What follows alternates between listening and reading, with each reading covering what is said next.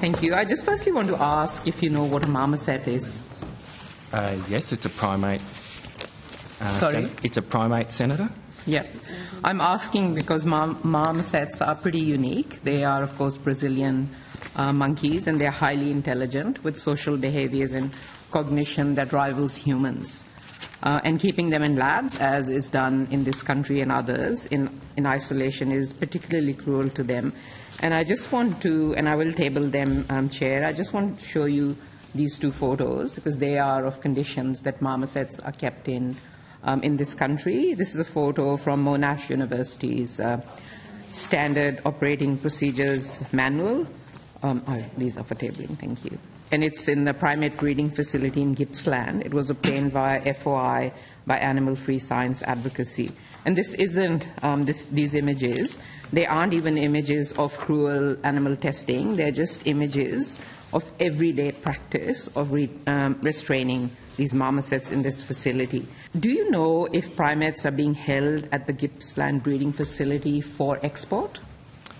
So, Senator, we only get involved when an application is made to export, so I don't have or would have reason to have regard to what might be occurring at that facility you refer.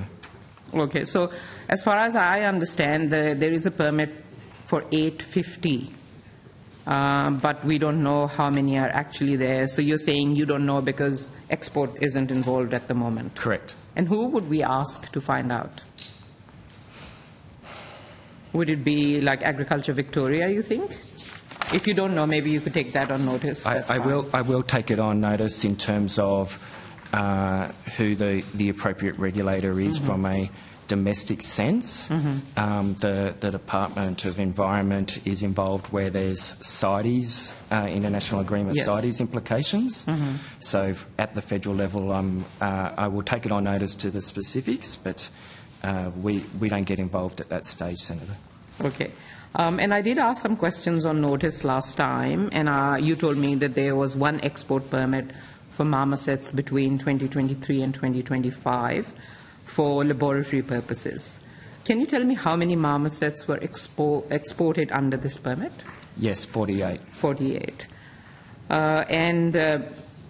So they were all under this one permit, and that was the only permit. Where were the 48 marmosets exported to? The USA. The USA. And for what purpose? They would have been exported for research purposes, and as the regulator, we certify whether the export meets the importing country's requirements with regards to that animal or species. That animal, sorry? That animal or species, regardless of what it is. So our role is to certify that the animal meets the requirements of the importing country. So in this case, the USA's importing requirements for marmosets. And so our role is limited to that distinction, Senator. In relation to animal health. Yes. In relation to animal health. And do you have any requirements or duty of care in relation to animal welfare? The legislation doesn't go to that, Senator. The legislation doesn't go to animal welfare. So there is no duty of care to the animals while they are held here or, or the receiving countries' conditions. From our role, Senator, we don't get involved in that. I wouldn't want to leave an impression that there is no duty of care. It's just in terms of our responsibilities don't go to that. Yeah, okay. So you don't have duty of care in terms of the legislation, right? Our responsibilities So you don't give any attention to the welfare of the animal. Yeah, okay. So what does the export application actually require? You said you had to meet the import country needs to meet the requirements. Yes. What are these actual requirements?